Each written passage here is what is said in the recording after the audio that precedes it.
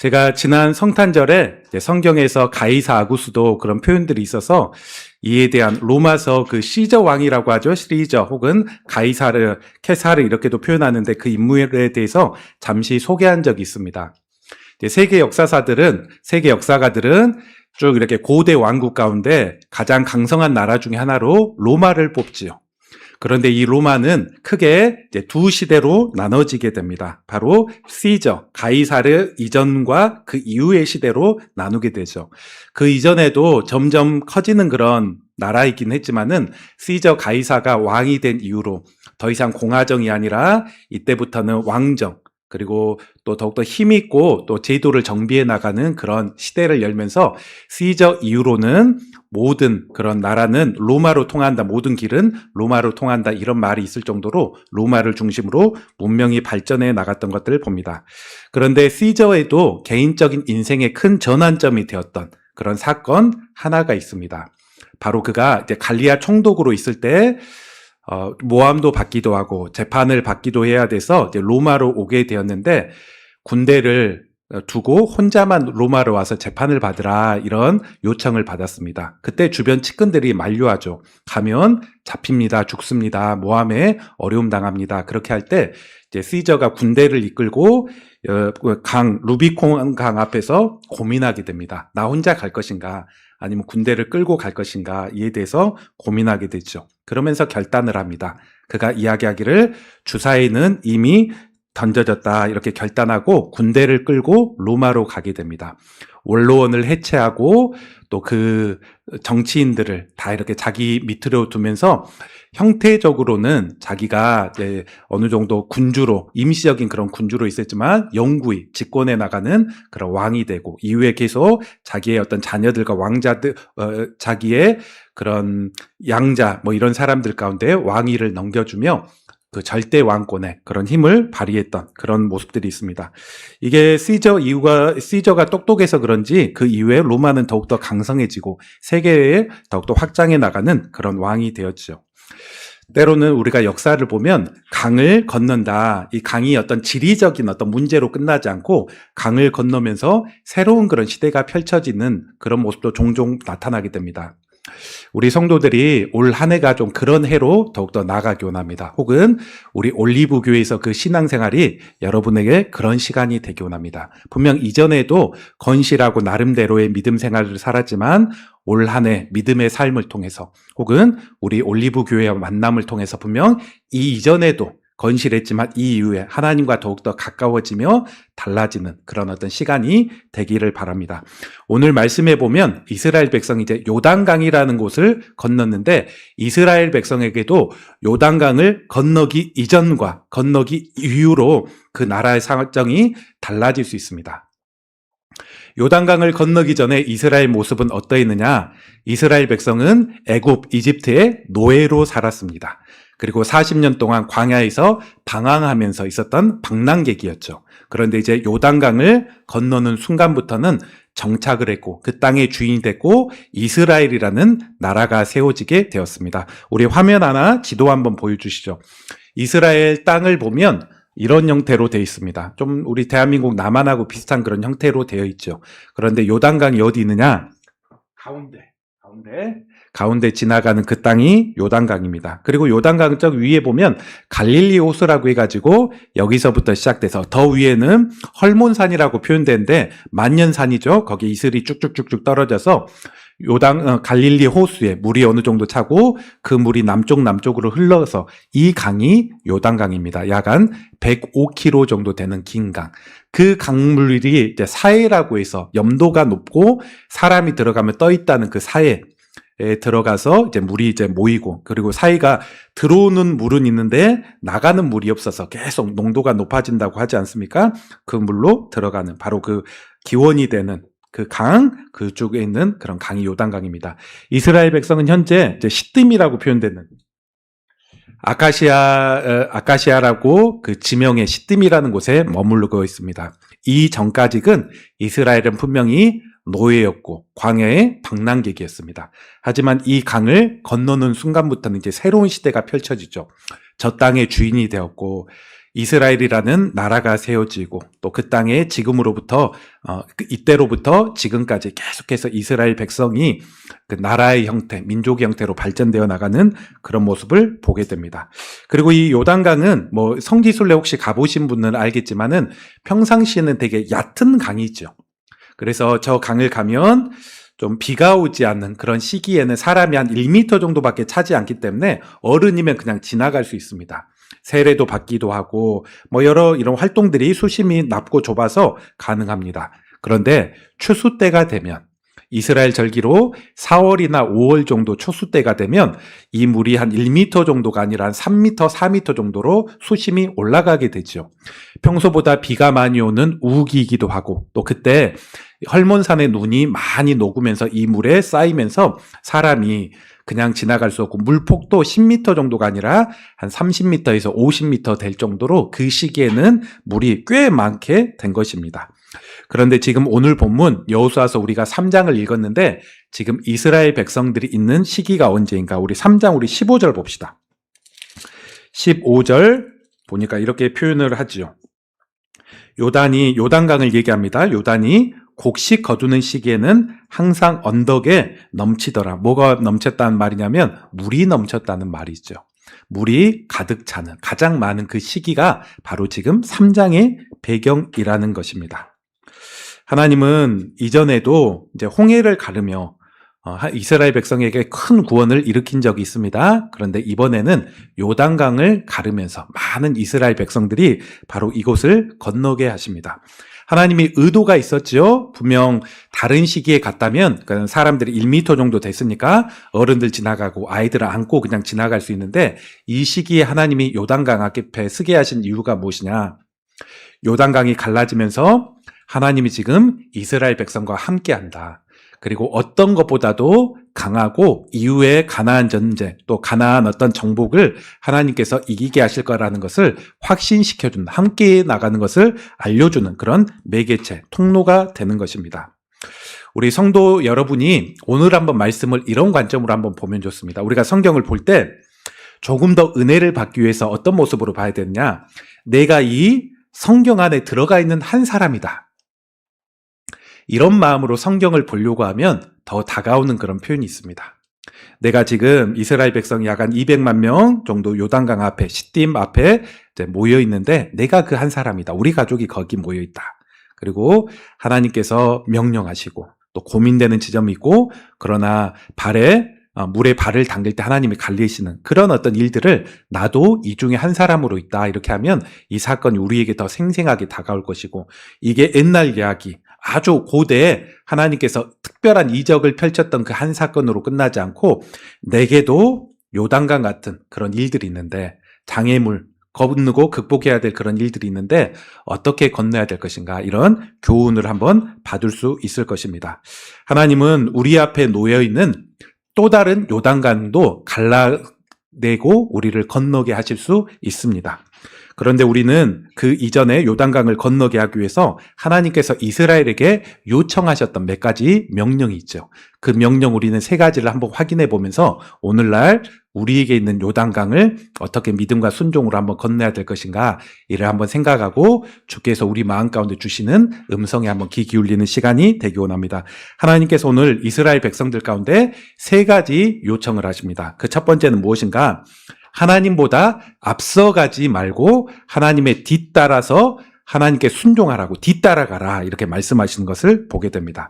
자, 이스라엘 백성이 지금 요단강 앞에 머물러서 약 한 3일 동안 바로 시딤 앞에 지금 있는 것입니다.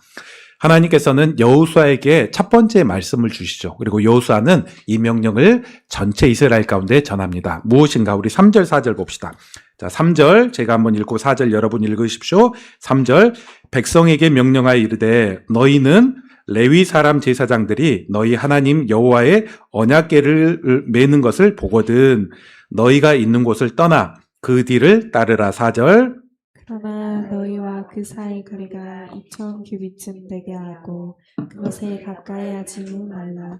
그리하면 너희가 행할 길을 알리니 너희가 이전에 이 길을 지나보지 못하였음이니라 하니라. 아멘. 자, 하나님께서 지금 뭐라고 명하시고 있습니까? 제사장들이 언약궤를 곧 맬 거야. 언약궤를 곧 맬 것인데 이것을 보고 또 그들이 앞으로 가는 것을 보면 너희도 이제 짐 싸고 그 언약궤와 좀 거리 2000규빗 정도가 떨어지고 뒤에서 그 언약궤를 따라가라. 하나님이 말씀하신 것입니다.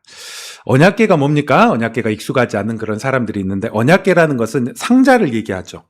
금으로 만든 상자인데 하나님의 임재 상징입니다. 임재 상징. 여기 한번 그림이 나와 있는데 2000규빗이라는 것은 우리식으로 얘기하면 약 한 1km 정도, 정확하게 나는 900m 정도 되는 그런 거리, 언약궤가 앞서 가고 제사장들 언약궤 메고 가면 이스라엘 백성들은 가장 선봉대는 두 지파 반이 이렇게 있었고 그 뒤에 본대가 있었고 이런 식으로 해서 이 이스라엘 백성들이 쭉 이렇게 뒤로 따라가라 말씀하고 있는 것입니다. 근데 언약궤는 무엇인가? 하나님의 임재의 상징이죠. 그리고 그 위에는 소위 속죄소라고 하는 금으로 만들어진 천사가 날개를 펴서 덮고 있습니다.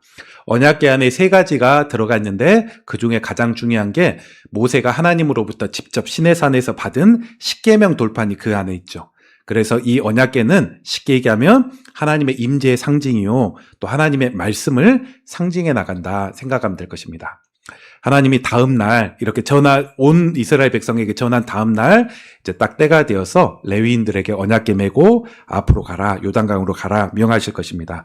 그때 이스라엘은 상당수 거리를 두고 1km 뒤에 두고 점점 그 언약궤를 따라가야 됐습니다.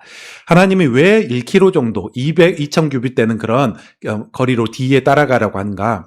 혹시나 이스라엘이 경거망동해서 이 언약궤를 훼손해버리고 하나님의 거룩함을 훼손해버릴 수 있었기 때문입니다. 그래서 상당수 뒤로 가고 이스라엘 백성이 다치지 않고 하나님에 대한 경외감들을 계속해서 유지해 나가기 위해. 그리고 또 다른 이유가 있었는데 좀 멀리 떨어져 있어야지 이 언약궤가 보입니다.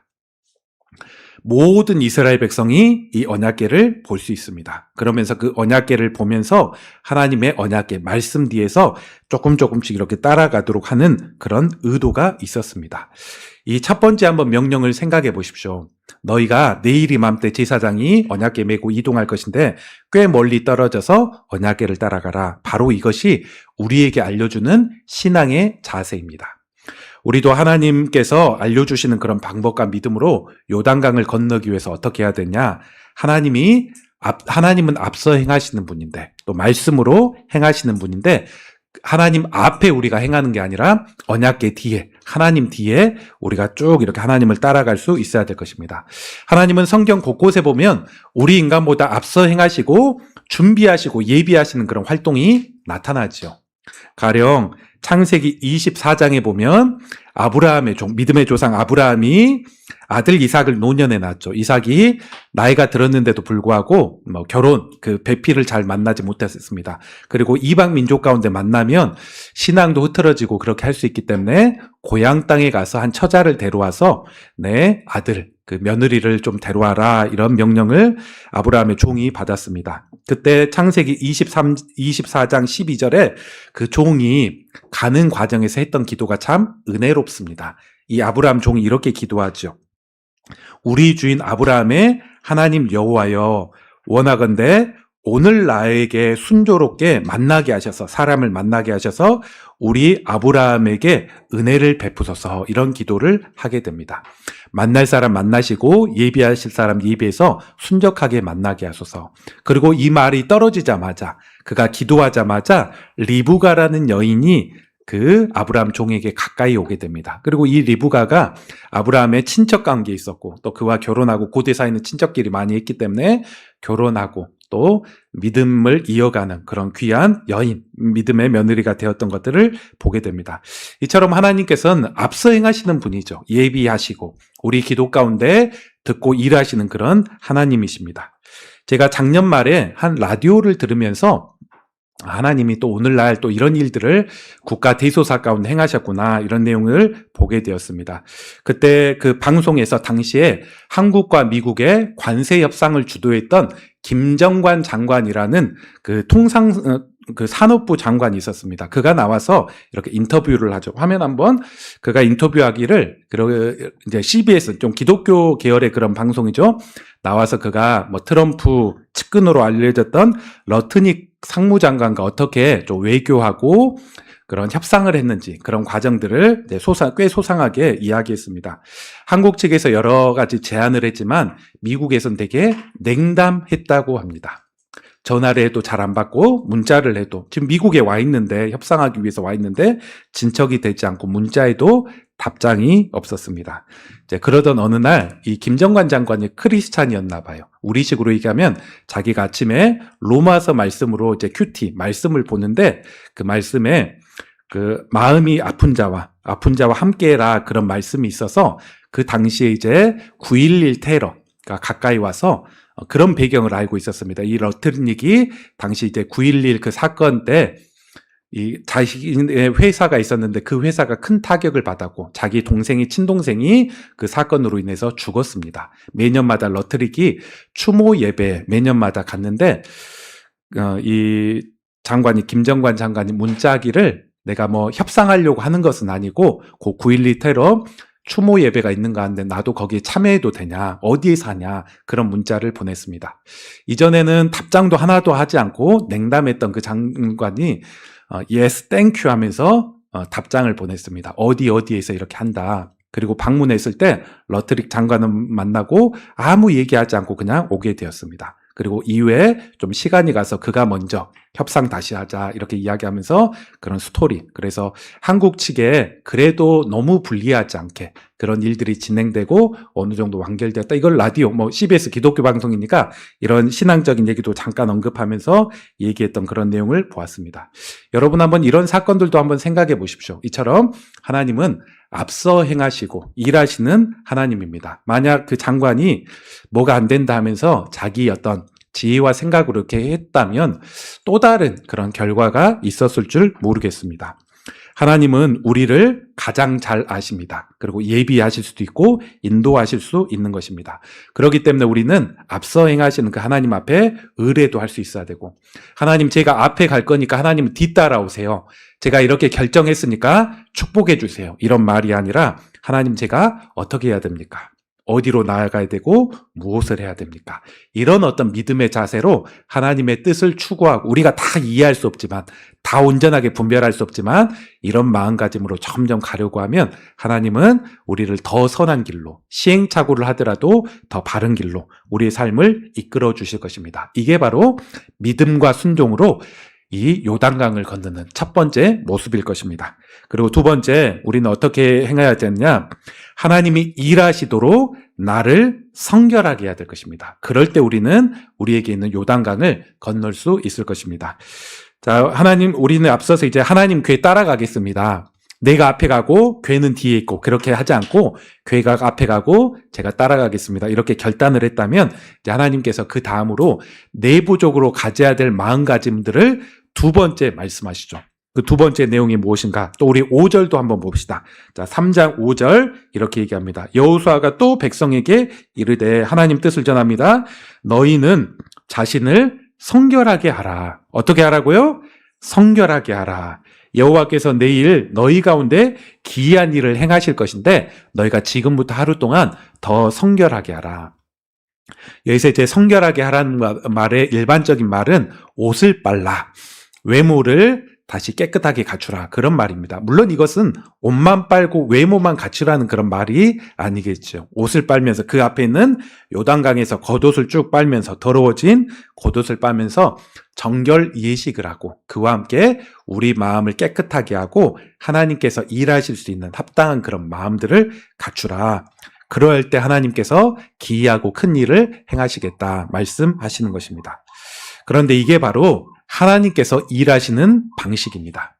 우리에게 어떤 일을 행하시고 기이하고 특별한 일을 행하시기 위해서 하나님은 어떻게 하시냐? 우리에게 성결을 요구하시고 거룩을 요구하십니다. 잘못된 길, 잘못된 습관을 끊고 뒤로 가도록, 묻도록 이것들을 땅에 묻고 새롭게 내려놓을 건 내려놓고 하나님 앞에 가도록 우리에게 요청한 것입니다. 왜냐하면 하나님은 거룩한 가운데 일하시고 또 성결한 가운데 강력한 일하심이 있기 때문입니다.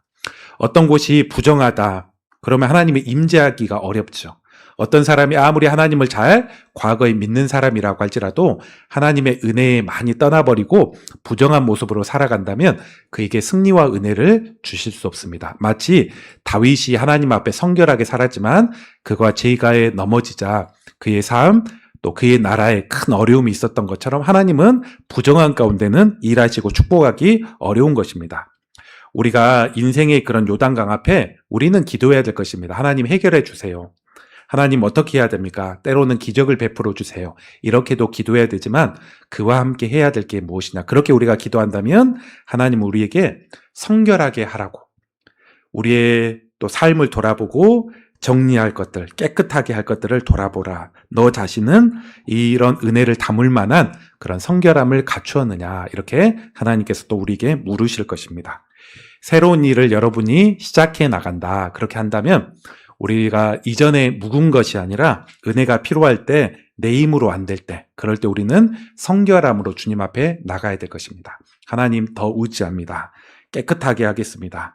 회개하겠습니다. 이런 성결한 상황 가운데 하나님이 특별한 은혜를 베푸시죠. 그래서 여러분이 이제 곧 뭔가 특별한 일을 뭔가 시작해 나간다. 그리고 하나님이 꼭 이건 내가 사람이 할 수 없어서 하나님이 문을 열어주시고 어떤 사람의 마음을 바꿔주시고 또 특별한 일을 행해야 된다. 이렇게 하면 우리가 일상적으로도 좀 성결한 삶을 살아야 되지만 더 특별히 그 기간 가운데 뭔가 우리 외모도 그렇고 기도하는 것도 그렇고 하나님 앞에 정결한 그런 모습들이 필요한 것입니다. 반면 성결을 잃어버리면 다 이긴 싸움에도 뭔가 놓치게 됐죠. 마치 이제 이후에 볼 것이지만 아간이란 사람의 범죄로 인해서 이스라엘 백성이 이제 곧 6장, 7장 가면 큰 그 씌웠던 아이성을 패배하는 것처럼 성결을 잃어버릴 때 주셨던 은혜마저도 거두어버리게 됩니다. 너는 성결하냐?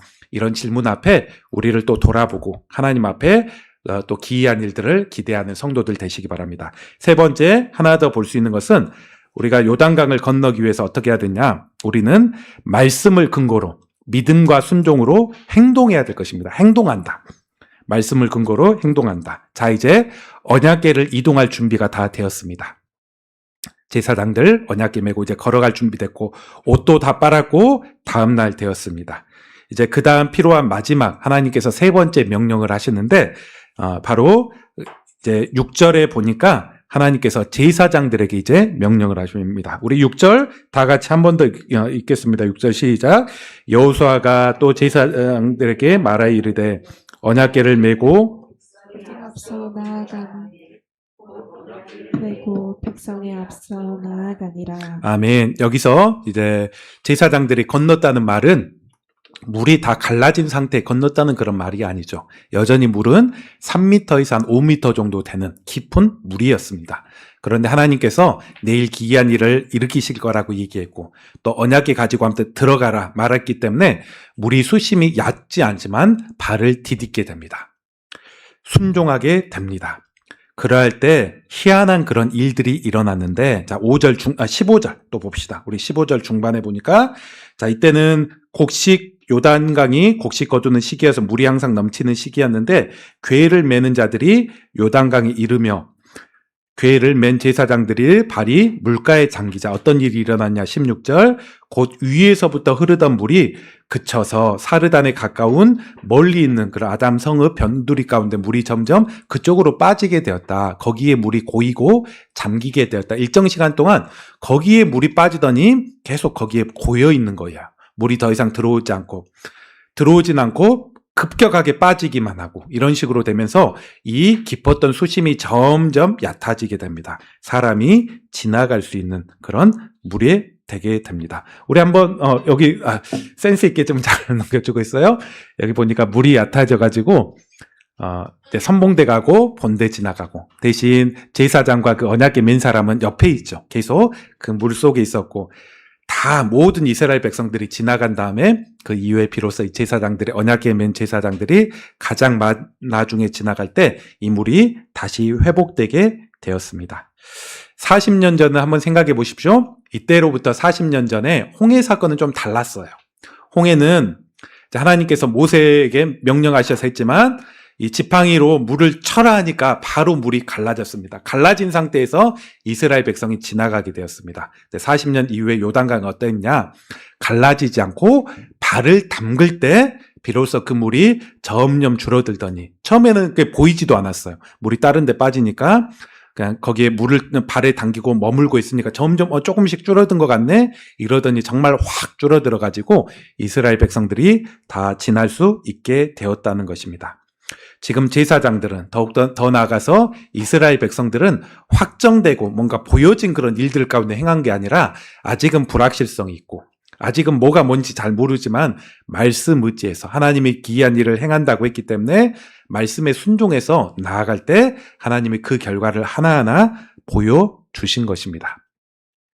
이런 일들이 신약 성경에서도 보면 비슷한 그런 일이 있죠. 예수님 또 수제자였던 베드로가 한 새벽에 바람이 많이 들어가지고 베드로뿐만 아니라 제자들이 아까 봤던 갈릴리 호수, 큰 호수를 건너야 되는데 건너지가 못합니다. 예수님이 제자들 어려워하는 것들 보면서 물 위에 걸어서 이렇게 쭉 오게 되었죠. 제자들 가운데 오게 되었습니다. 베드로가 멀리서 예수님 이제 긴가민가 해가지고 예수님께 요청하죠. 예수님이 맞다면 저도 한 번만 물 위를 걷게 해주십시오. 이렇게 요청하자 예수님이 베드로에게 오라, 나에게 오라 말씀합니다. 그때 베드로가 이 말에 근거해서 예수님의 오라는 말씀에 근거해서 배에서 바다에 발을 붙자 그는 빠지지 않고 맥발자국 걸어갔던 그런 일이 있습니다. 이처럼 믿음이라는 것은 모든 것들이 다 확정되고 사실이 드러나고 결정된 다음에 뭔가 확인하고 행동해 나간 게 아니라 아직 불확실성이 있고 아직 뭔가 모호하고 이런 것들이 있다고 할지라도 눈에 자명하게 드러나지 않았다고 할지라도 하나님의 약속 또 신실하심 나를 책임지심을 믿고 우리가 요단강에 내 발을 담그는 것입니다. 그리고 하나님의 때를 기다리면서 점점 그 때와 맞게 앞으로 점점 나아가는 것 바로 이게 믿음이라는 것입니다. 19세기에 이제 프랑스의 전설적인 외줄타기 그런 사람, 블론디라는 그런 사람이 있었습니다. 그가 유명한 관광지 가면 이제 외줄타기 이렇게 하면서 사람들에게 묘기를 보이죠. 그러면서 그가 어느 날은 저기 미국과 캐나다 그 경계선에 있는 나이아가라 폭포에 와서 거기에 줄 하나를 이렇게 쭉 이렇게 하더니 거기서 쭉 이렇게 걸어가는 그런 묘기를 보였습니다. 사람만 걸어가는 게 아니라 눈을 가리고 걷기도 하고 또 한발 자전거, 외발 자전거로 이것들 쭉 이동하기도 하고 너무나 신기하죠. 그리고 빠지면 죽는데 너무나 빠지지 않고 이렇게 가는 그런 모습에 사람들이 환호하고 뭔가 이렇게 돈도 이렇게 기부하기도 하고 그런 일이 있었습니다. 그때 블론디가 청중도를 향해서 이렇게 얘기합니다. 제가 이렇게 눈도 가리고 자전거로도 갔는데 사람을 업고도 이곳을 지날 수 있겠습니까? 없겠습니까? 사람들에게 물어봅니다. 그때 모든 사람이 다 동일하게 얘기하죠. 갈 수 있습니다. 할 수 있습니다. 더 어려운 일도 할 수 있습니다. 사람들이 하나같이 그렇게 외쳤죠. 그때 블론디가 회중들을 향해서 말합니다. 그러면 누가 내 등 위에 올라타겠습니까? 누가 내 뒤에 올라타겠습니까? 그때 회중은 조용해졌습니다. 아무도 이야기하는 사람이 없었습니다. 블론디가 앞에 있는 그 신사를 향해서 당신이 한번 타보시죠. 당신이 앞에 있으니까 내 위에 올라타보시죠. 손을 얹고 뒤로 가버리기도 하였습니다. 누가 탔냐? 그 다음 제가 화면, 그 다음도 있나요? 띄었는지 안 띄었는지 이거는 안 했나 보네요. 그 뒤에도 이제 사진이 있어요. 누가 탔냐면 그 위에 콜코드라는 사람이 그 위에 올라타게 되었습니다. 이 콜코드는 블렌드와 이제 친구 사이죠. 그러면서 그가 묘기를 부릴 때 자주 옆에 있기도 하고 도와줬던 그런 사람인데 아무도 나서지 않자 친구였던 콜코드가 그 위에 업어서 쭉 걸어갔던 그리고 그 사진이 지금도 이렇게 흑백 사진으로 남아 있습니다. 그러면서 좀 우리가 믿음이 무엇인가 이를 한번 생각해 볼 수가 있죠. 외줄타기 통해서. 우리가 믿음이라는 것은 머릿속으로 내가 동의한다. 그렇게 믿는다. 이렇게 생각한다고 할지라도 내 몸이 거기에 맡겨지지 못하고 행동하지 못한다면 이것은 아직 내 믿음까지 된 것은 아닙니다. 머리로는 공감하지만 그 공감이 내 몸을 움직이지 못한다면, 맡기지 못한다면 우리는 온전하고도 적극적인 믿음이 되지 못합니다. 이 블론드가 더 어려운 일들까지 한다 이렇게 확신해 나간다면 우리를 맡길 수 있고, 또 이게 진짜 확신과 믿음이죠. 우리 신앙이 바로 그거 아닙니까? 우리가 지금 요단강에 물에 가르고 걸어간다는 그런 믿음이 있다면, 머릿속의 믿음, 또 마음으로 그렇게 될 가능성이 많아. 이 정도가 아니라 이것들을 믿는다면 우리 발을 담글 수 있는 것이고, 더 큰 어려움도 할 수 있을 것이고, 하나님을 신뢰하며 주님 앞에 나갈 수 있는 것입니다. 이것이 바로 말씀을 근거하는 믿음입니다. 우리 느낌과 생각으로는 잘 신뢰할 수 없지만 하나님의 말씀은 확실하고 신실하시기 때문에, 하나님이 가라 했다면, 발을 담그라 했다면, 서라고 했다면 제가 그거에 가겠습니다. 그 명을 따라서 하나님을 신뢰하고 가까이 가겠습니다. 이게 바로 온전하고도 또 신실한 그런 믿음의 모습일 것입니다. 그리고 그런 이들 가운데 하나님은 하나님의 살아계심과 기이하신 능력들을 우리에게 자명하게 보여주실 것입니다. 오늘 한번 말씀을 정리해 보겠습니다. 오늘 본문 4절에 보니까 이런 좀 특이한 그런 표현이 있습니다. 자, 4절도 우리 한번 보죠. 마지막 뒷구절에 보니까 하나님이 여호수아를 통해서 얘기하시기를 너희가 이전에 이 길을 지나보지 못하였음이라. 이스라엘 백성은 요단강을 물을 건너본 적도 없고, 그리고 가나안 땅에 지금 세대는 들어간 적도 없습니다. 이후에는 살지만 요단강을 건너가나 가나안 땅에 들어가거나 이전에 이렇게 행한 적이 없죠. 행한 적이 없다면 당연히 두렵기도 하고 이게 잘 될까, 이런 어떤 염려, 걱정, 이것들이 앞설 수밖에 없을 것입니다. 한 번도 가지 않은 길을 이제 가야 됐습니다. 그런데 올해도 새해가 되면서 하나님께서 새해 시간, 또 한 번도 가지 않은 길, 어색한 어떤 일들, 이런 일들이 우리에게 있을 수 있습니다. 이런 일들 가운데 우리가 어떻게 가야 되나요? 하나님은 처음 가는 길이라고 할지라도 하나님은 다 알지요. 하나님은 가장 좋은 목자가 되어주시고 안내자가 되어줄 줄 믿습니다. 그러기에 우리는 어떻게 가야 되느냐? 익숙한 길도 말할 것도 없고 한 번도 가지 않은 그런 길도 우리는 언약궤 뒤에 서야 될 것입니다. 언약궤 바라보면서 이를 따라가는 그런 인생. 그리고 두 번째, 하나님께서 일하시도록 우리를 한번 돌아보고 성결함을 한번 체크해 봐야 될 것입니다. 그리고 하나님의 말씀이 있다면, 은혜가 있다면 우리가 그것을 의지하고 믿음의 발걸음을 시도를 하는 그런 인생이 돼야 될 것입니다. 우리 예수님이 그런 삶을 살지 않았습니까? 우리 목자로 인도해 주시고, 또 예수님이 십자가의 길, 부활의 길로서 새 길을 허락해 주셨는데, 우리 그 주님의 그런 함께 동행하심을 바라보면서 오늘날 우리에게 맡겨진 삶의 요단강을 또 믿음 안에 건널 수 있는 우리 성도들 되시기를 주의 이름으로 축원합니다.